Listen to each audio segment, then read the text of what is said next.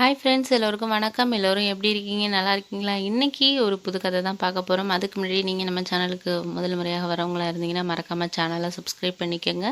கீழே இருக்க பெல் பட்டனையும் கிளிக் பண்ணிக்கோங்க. வாங்க கதைக்குள்ளே போகலாம் ஃப்ரெண்ட்ஸ். என் பேர் பாபு. நான் ஒரு ப்ரைவேட் கம்பெனியில் வேலை பார்த்துக்கிட்டு இருந்தேன். என்னோடய வாழ்க்கையை பற்றியான சில விஷயங்களை தான் இன்றைக்கி உங்ககிட்ட நான் ஷேர் பண்ண போகிறேன் ஃப்ரெண்ட்ஸ். அதுக்கு முன்னாடி நீங்கள் கதையை ஃபுல்லாக பாருங்கள், ஸ்கிப் பண்ணாமல் பாருங்கள். வாங்க. என்னோட வீட்டில் உள்ள ஆளுங்க பார்த்திங்கன்னா அம்மா, அப்பா, அப்புறம் எனக்கு ஒரு அக்கா. ரொம்பவே ஒரு சந்தோஷமான ஒரு குடும்பம் தான். அப்பாவுக்கு வருமானம் ரொம்ப கம்மியாக இருந்தாலும் அவர் எங்களை ரொம்ப சந்தோஷமாக தான் வச்சுக்கிட்டார் அப்படின்னு தான் சொல்லணும். எங்களை படிக்க வச்சதாக இருக்கலாம், எங்களுக்கு எல்லாமே செய்கிறதுக்கு எதுக்குமே அவர் தயங்கினதே கிடையாது. அந்தளவுக்கு ஒரு பொறுமையான ஒரு ஆள். யாருக்கிட்டேயும் ஒரு கோவப்பட மாட்டார். அந்தளவுக்கு ஒரு பொறுமைசாலி அப்படின்னு தான் சொல்லணும். அவர் அப்படி அமைதியாக இருக்கிறது, பொறுமையாக இருக்கிறதே நிறைய பேர் யூஸ் பண்ணிக்கிட்டாங்க அப்படின்னு தான் சொல்லணும். ஏன்னா நாங்கள் ஒரு சிறு வயதிலேயே எங்கள் அப்பா எதுவும் அவ்வளோதான் சண்டை போட மாட்டார் அப்படிங்கிறதுனால அவர் அண்ணன் தம்பிங்கெல்லாம் சொத்துலையெல்லாம் பங்கு கொடுக்காம இவருக்கு இல்லை அப்படின்னு சொல்லிட்டு எல்லாம் ஏமாற்றிட்டாங்க. இருந்தாலும் அப்பா அதை ஒரு பெருசாக எதிர்பார்க்கல. நம்ம கை தான் நமக்கு உதவி அப்படின்னு சொல்லிட்டு தான் அவர் சின்னதாக ஒரு தொழில் வச்சு பண்ணிக்கிட்டு கடை வச்சுக்கிட்டு இருந்தார். அது மூலயமா எங்களை நல்லா படிக்க வச்சார். அக்காவுக்கும் நல்லா ஒரு வேலை கிடச்சிச்சு. அக்காவும் ஒரு 3-4 வருஷம் கிட்ட ஒரு கம்பெனியில் வேலை பார்த்தா அவள் காசு சேர்த்தத்தில் தான் அவள் கல்யாணம் பண்ணிக்கா. அதனால அப்பாவுக்கு அது ஒரு சிரமமாக தெரியல. பணம் சேர்த்து அவளே கல்யாணம் பண்ணிக்கிட்டாங்கிறது அவங்களுக்கு ரொம்ப ஒரு சந்தோஷமான ஒரு இதாக தான் இருந்துச்சு. ஏன்னா இவங்களை கஷ்டப்படுத்தாமல் அவளே திருமணம் பண்ணிக்கிட்டா. அப்பா பார்த்தாங்க பையன். ஆனால் அவள் எல்லா காசுமே வச்சுருந்தா. அது மூலயமா நகைகள்லாம் வாங்கி அவள் திருமணத்தை அவளே நடத்திக்கிட்டா. இப்போ சந்தோஷமாக அக்கா ஒரு வெளியூரில் இருக்கிறா. மாமா ரொம்ப நல்லவர். அவங்களுக்கு 2 குழந்தைங்க இருக்காங்க, 2 பசங்க இருக்கிறாங்க. ரொம்ப சந்தோஷமாக அவளோட வாழ்க்கை. அவளும் வேலை பார்த்துக்கிட்டு அம்மா அப்பாவுக்கு மாதத்துக்கு ஒரு அளவு ஏதோ பணம் அனுப்பி விடுவா. அது செலவுக்கு வச்சுக்கோங்க அப்படின்னு சொல்லிட்டு அனுப்பிவிடுவா. என்ன எதிர்பார்க்க மாட்டா. அந்தளவுக்கு ஒரு நல்ல ஒரு பொண்ணு தான் அப்படின்னு தான் சொல்லணும்.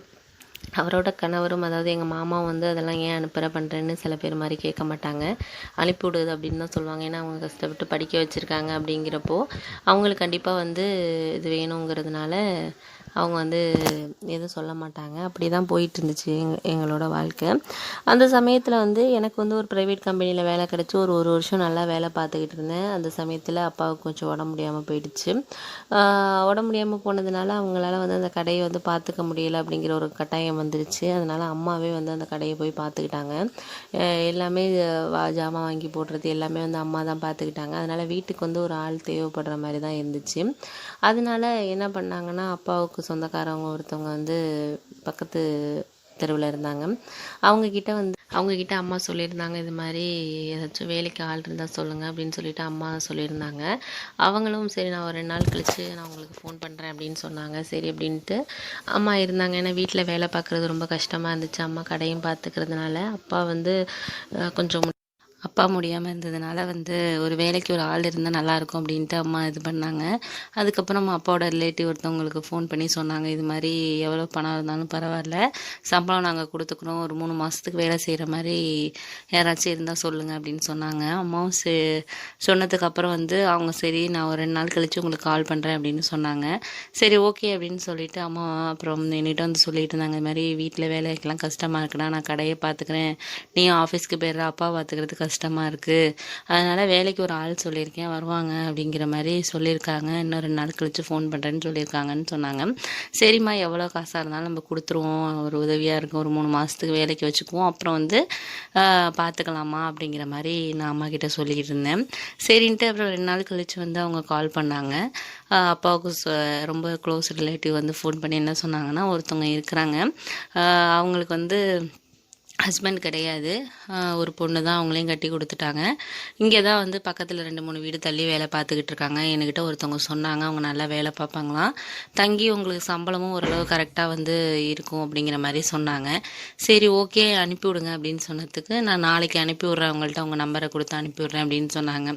சரின்னு அம்மா என்கிட்ட சொல்லிகிட்டு இருந்தாங்க, ஒருத்தவங்க வராங்களாண்டா, அவங்க பையன் நல்லவங்கன்னு தான் சொல்கிறாங்க, அவங்க பையன்லாம் நல்லா வேலை பார்ப்பாங்களா, நல்லா பொறுமையான ஆள் தானா அப்படின்னு சொல்கிறாங்கன்னு அம்மா சொன்னாங்க. சரி அப்படின்னு சொல்லிட்டு நானும் வந்து பரவாயில்லம்மா வரட்டும், வந்ததுக்கப்புறம் நம்ம பார்த்துக்கலாம் அப்படிங்கிற மாதிரி நான் அம்மா கிட்ட சொல்லிட்டேன். அப்புறம் மறுநாள் காலையில் ஒரு 8 மணி இருக்கும். அப்போ வந்து வந்தாங்க. வந்ததுக்கப்புறம் யாருமான்னு கேட்டதுக்கு அதுக்கப்புறம் இது மாதிரி விவரத்தை சொன்னாங்க. சொன்னதுக்கப்புறம் வாங்க உள்ளார அப்படின்னு சொல்லிட்டு நான் அம்மாவை கூப்பிட்டேன். அம்மா வாங்க, நீங்கள் தானே, அவங்க தான் சொன்னவங்க அப்படின்னு சொல்லி பேசிகிட்டு இருந்தாங்க. அதுக்கப்புறம் என்ன நடந்துச்சுன்னுட்டு நான் அடுத்த பாட்டில் சொல்கிறேன் ஃப்ரெண்ட்ஸ். இந்த வீடியோ உங்களுக்கு பிடிச்சிருந்துச்சா வீடியோக்கு லைக் போட்டுருங்க, சேனலையும் மறக்காமல் சப்ஸ்கிரைப் பண்ணிடுங்க ஃப்ரெண்ட்ஸ்.